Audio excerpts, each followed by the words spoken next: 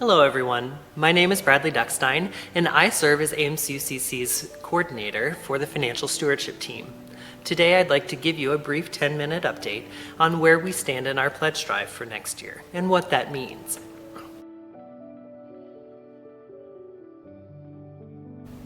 Our initial pledge drive ended on September 29th, and at 30 days past that date, we've received $289,000 in pledges. Our goal is $369,500. So that's a shortfall of just over $80,000 for 2020. So how are we doing generally? That's a complicated question, really. The short version is that it's been a challenging couple of years in our fundraising. When we approved the 2019 budget last year, the congregation approved a deficit of just under $14,000. Taking that risk is okay from time to time over the years, but generally it's not considered good practice, and it causes us to draw on what little reserve we have. In looking at the pledges we've received so far for 2020 and comparing that to 2019, we're still $71,000 short.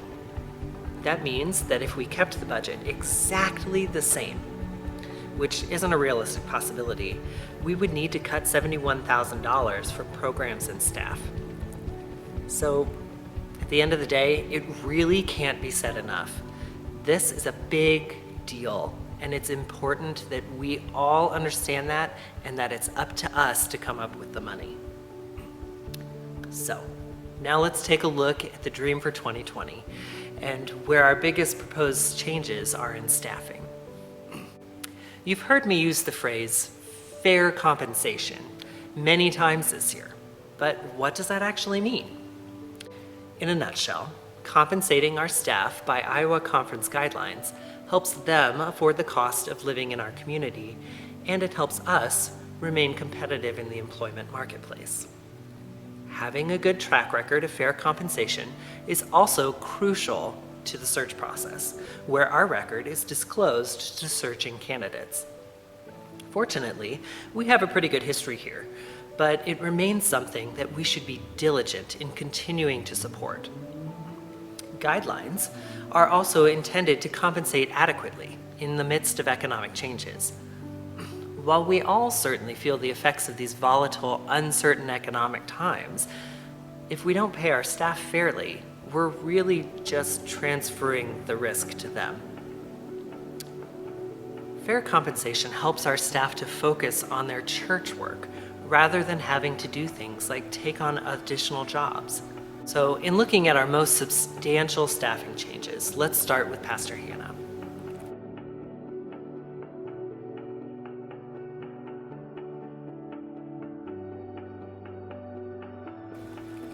Pastor Hannah became a licensed minister for Ames UCC in 2012.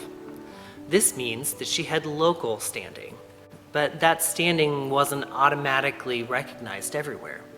From a financial standpoint, it also meant that, according to Iowa Conference guidelines, she was paid at approximately 85% the rate of an ordained minister. Over the years, Hannah's ministry has grown and grown, as we've all been so thrilled about, and her experience has allowed her to partner with mentor pastors and eventually work to become an ordained minister. Earlier in October, Pastor Hannah received final approval for ordination. Ames UCC will still be her home, and her work with us will not really change. However, as an ordained minister, she'll be recognized on the national level, and her standing will always be with her, no matter where she is. With this change comes an increase to her full conference guideline, which is an increase of about $6,800. The next aspect of Hannah's 2020 compensation comes with sabbatical. Pastor Eileen is scheduled to go on a 12-week sabbatical next year. In order to cover our congregation's pastoral care and preaching needs, Pastor Hannah will fill in for her, as she knows and loves our congregation so very well. It means that for 2020, Hannah will see a temporary increase of approximately $15,000. We'll fund as much of this expense as possible from savings from past years, but about 1/3 of the cost will still need to be covered by pledges. Our other big proposed change is for Megan Henson, our youth director.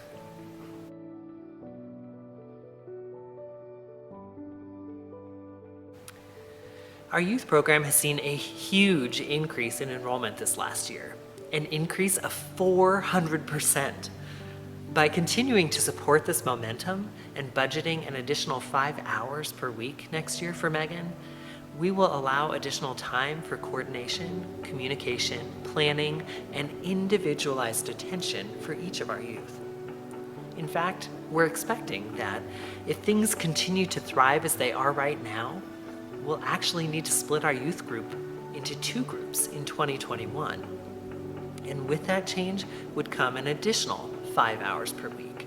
So if you think about it, the proposed 5 hours for 2020 is really just a stepping stone. And honestly, it's a bargain. It's only going to cost $2,500. So what about the remaining staff? As of right now, the 2020 Dream gives all of our current staff a modest cost of living increase, or it funds them at the recommended guidelines.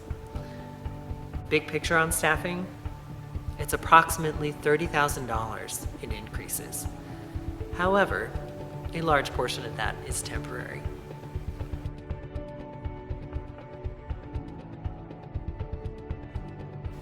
Aren't other funding sources available?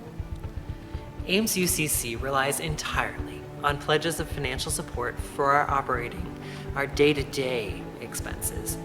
While we do have a small endowment, it's not really intended or large enough to cover ongoing expenses. Some grants are probably available out there, but many grants are only intended for one-time program or facility use.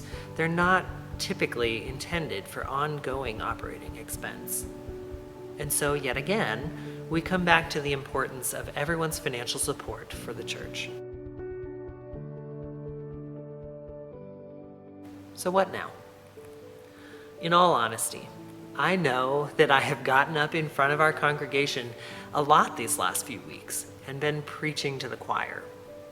I realize, and your financial stewardship team realizes, that our church is filled with generous people. At the same time, as leader of your financial stewardship team, it's my job to put this message in front of you. If we don't step up, our church will no longer be able to support the ministries we love so dearly. We will lose programs and staff. It's absolutely vital that every person who thinks of Ames UCC as their church takes a second look at what they've pledged for 2020. As of right now, approximately 33% of our received pledges have remained the same for 2018, 2019, and 2020. While it takes stable support to keep our doors open, the costs of utilities, building maintenance, program expenses, and staffing all increase at a pretty steady rate. Keeping our pledges the same over a long period of time simply transfers the burden of those inevitable increases to other people. Believe me, I get that these are without question uncertain economic times, and so many of our strongest supporters are on fixed incomes or relying on the volatile stock market. I simply want to encourage everyone to be sure that they are taking a serious look at their pledges and not just filling out what they've always pledged.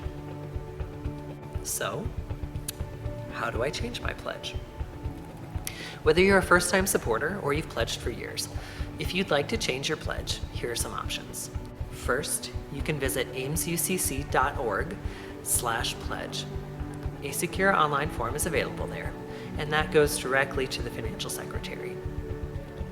You can also pledge by card.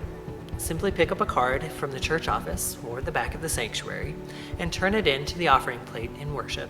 Mail it to the office or drop it through the mail slot in the church office door.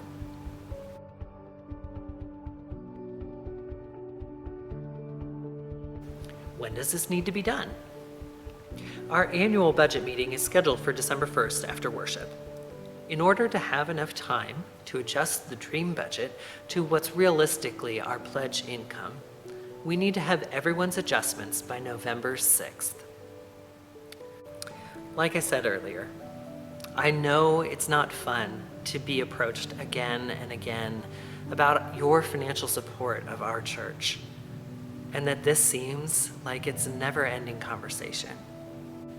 But please know that your generosity, no matter the level, is deeply appreciated and an important part of the picture of Ames UCC.